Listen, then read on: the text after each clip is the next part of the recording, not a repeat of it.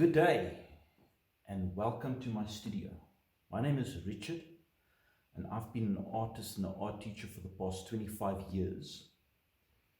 And we are going to begin an exciting new series on modeling and the illusion of detail. So let's begin. So the reference I'm using today is of the great Franschhoek past in the Western Cape. I'm going to exercise a little artistic license and replace the tarred road with a sand or dirt road.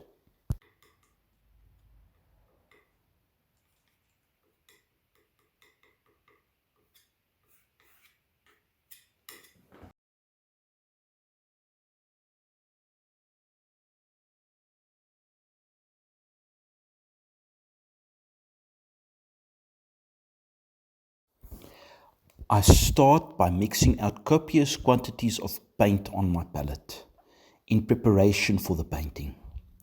And my color palette consists of titanium white, buff titanium, raw sienna, brilliant rose, cadmium yellow, violet grey, lemon yellow, primary magenta, cyan blue, cadmium red, terverte green, Van Dyke brown, French ultra blue, cobalt blue, and cobalt violet. So I've got mixed here a little bit of mineral spirits, and I'm just going to use a touch of the Van Dyke brown. Maybe I add in a little bit of red, a little bit of yellow, just a touch. And let's block out the scene. Let us just put down what is important to us in this piece. So I'm going to start off just getting basic shapes all out on my canvas like this.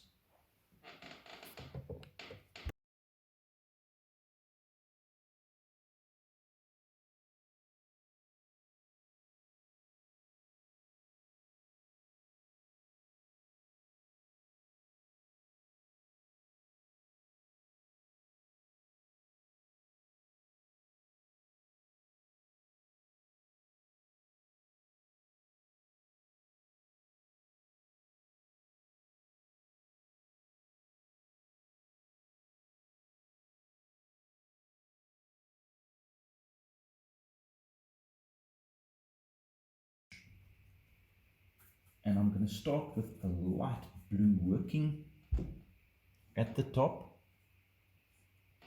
and I'm going to start bringing a layer of paint in, and that's just to cover the canvas. I don't really want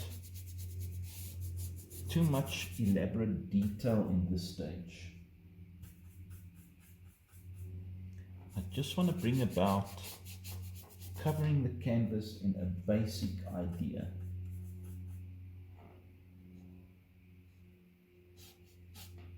Like that.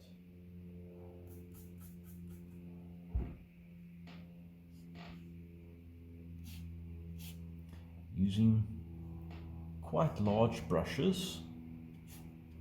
You don't want to go in with a brush that's too small. So when I do my blocking, I always make sure that I start with the darkest first. So that would mean the darkest aggregate color of each shape. I would figure out what is the darkest color in that shape. And then I would go and put that down first. We have to remember something, that the dark carries the light. So if our dark is correct, if our dark is the right dark, it will carry that light correctly. And then I took that dark mix and I mixed a little bit of the same color for the sky into that. So if I have to take the exact mix that I mixed for the mountain, or that I plan to use, it would look very dark. Okay, so I just mix it a little bit with the sky to fuse it with the sky. And can you see? It gives me that softer feel. Still a dark, but a much softer feel.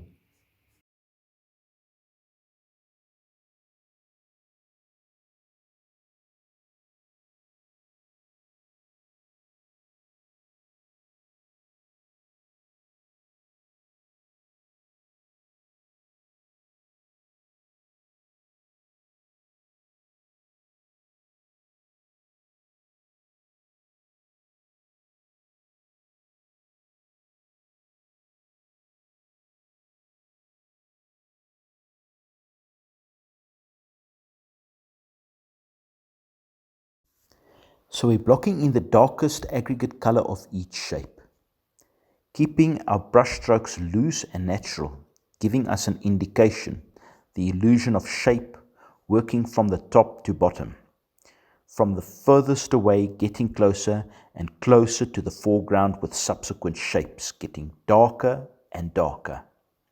The mountains in the distance appear soft and hazy with a blue-grey appearance. The mountains coming forward is darker with a purple-blue, and the mountain ridge sides has some warmer greens in it. So it is furthest, coldest, and closer the warmer also the light doesn't travel as far. So objects closer to us would have stronger contrasting light, together with the ever-increasing tension in the shadows. Slanting planes like mountains would be dark in comparison to the light of the sky and the light reflecting on the foreground.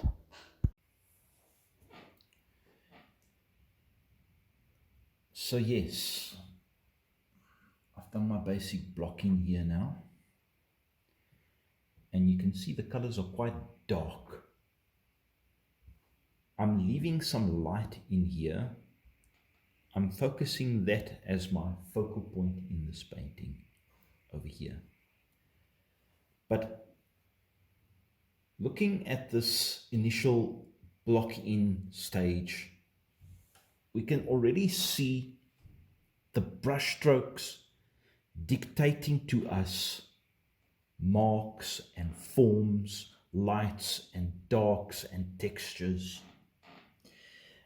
And this is important to remember. You don't want to block in too flat, because that is going to make it very difficult for you to know where to go next. Here we can start modeling on and really start creating more interest. So it's very important. So now we're just going to work a little bit more while the paint is wet. And we're going to start establishing a little bit of modeling here. Okay, in the mountains, for example, I just want to kind of get the idea of light. While the paint is still wet like this, we're just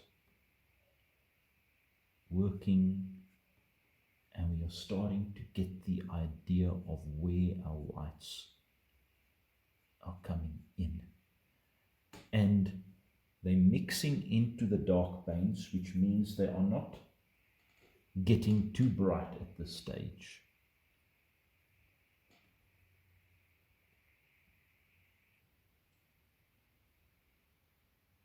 Just bringing about some warms into the cools. They're fusing together at this phase.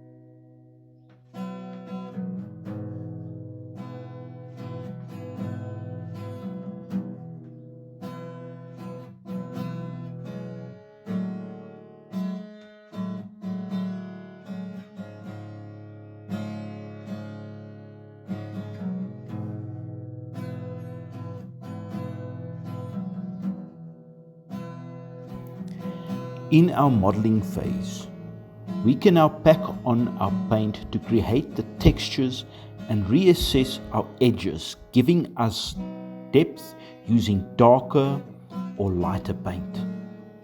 We can define the cracks and the ridges of the rock with a more nuanced variation of values and colors, with the values taking precedence over the color. Where we had maybe just one color per shape, we can now divide further into a dark or a dark light or light and highlight.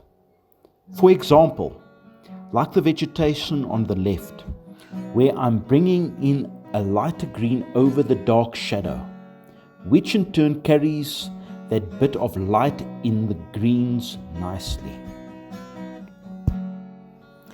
Also, at this stage, there is the opportunity to go darker, and that surrounding darks really bring out the lighter rocks, creating interest.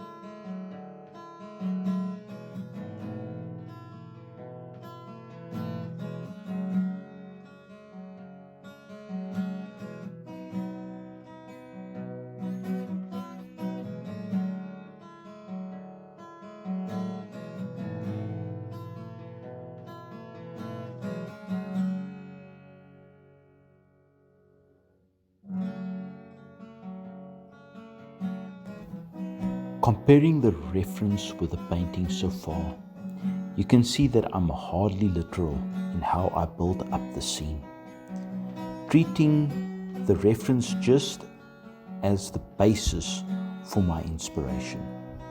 When it comes to my color story, I took liberty and used the opportunities to express and elaborate expressive color, rather than copy literally. With the replacing of the tarred road, I added nice complementary color into the road, making everything more lively and colorful. By strengthening and modeling the darks darker, I managed to create more drama in the scene.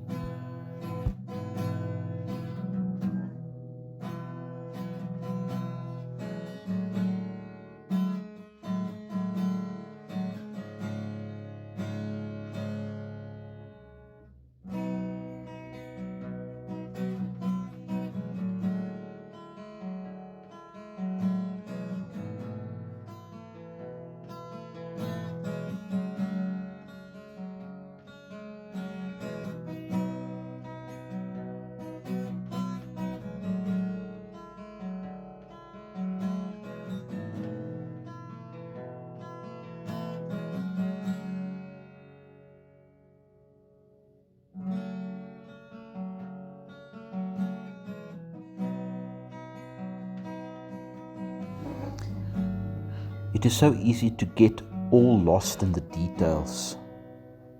They usually take longer than anything else in the painting. But it is important to remember that details is just a continuation of the modeling process. It is refinement, and you must be discerning. Not everything can fit into a small painting. If it doesn't help the overall narrative in the painting, leave it out. Sometimes less is more. So I would save most of my details for the foreground, the areas closer to you. And maybe those mountains in the distance will have a little bit of detail with all those rocks. But I would limit the amount of detail there, for the sake of the overall effect of depth. I would use a dry brush to soften the distance and keep it out of focus.